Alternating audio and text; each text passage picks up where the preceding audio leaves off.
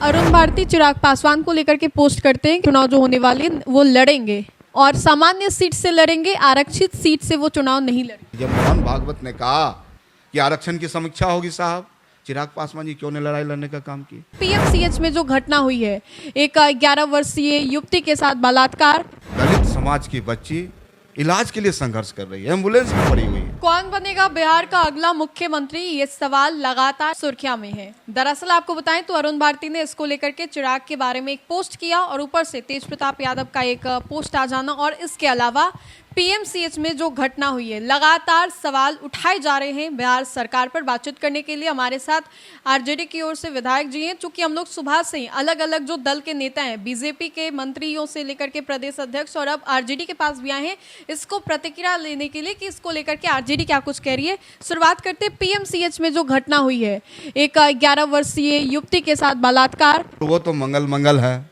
लेकिन बिहार की जनता अमंगल हो गई है। बिहार की स्वास्थ्य व्यवस्था भगवान भरोसे है, राम भरोसे है। अब पीएमसीएच जैसे अस्पताल में 4 घंटा तक दलित समाज की बच्ची इलाज के लिए संघर्ष कर रही है, एम्बुलेंस में पड़ी हुई है, लेकिन उसको कोई देखने वाला नहीं है।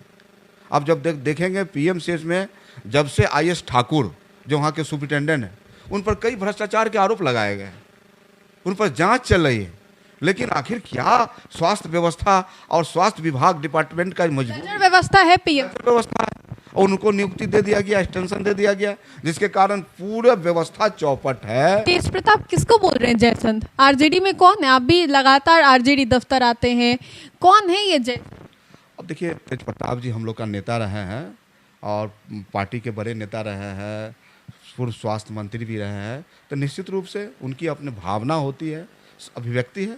लोकतंत्र में सबको आज़ादी है अपनी बात रखने का, अपनी अभिव्यक्ति व्यक्त करने का, तो निश्चित रूप से सब लोग अपनी बात रखते हैं। किसी व्यक्ति विशेष को लेकर के आप नहीं कह सकते कि इनके बारे में? निश्चित तौर पे लोकतंत्र में तो अधिकार है, आपको भी अधिकार है, मुझे भी अधिकार है। सवाल तो तब खड़े हो रहे हैं ना जब अपने ही पार्टी पर वो सवाल खड़े कर रहे हैं।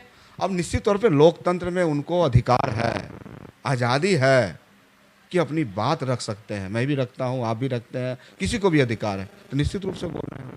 अच्छा, एक आखिरी सवाल होगा। अरुण भारती चिराग पासवान को लेकर के पोस्ट करते हैं चुनाव जो होने वाले वो लड़ेंगे और सामान्य सीट से लड़ेंगे, आरक्षित सीट से वो चुनाव नहीं लड़ेंगे। अरुण भारती जी कौन है? भविष्यवक्ता हैं बिहार के क्या? उनकी क्या पहचान है? आज बिहार की जनता जो तय करेगी, और बिहार की जनता ने तय कर लिया है कि तेजस्वी प्रसाद यादव ही बिहार के मुख्यमंत्री बनेंगे। उसमें क्षमता है, काबिलियत है बिहार को आगे ले चलने की, और तेजस्वी प्रसाद यादव उन मुद्दों को उठाते हैं। आज चिराग पासवान जी, जब मोहन भागवत ने कहा कि आरक्षण की समीक्षा होगी साहब, चिराग पासवान जी क्यों ने लड़ाई लड़ने का काम किया?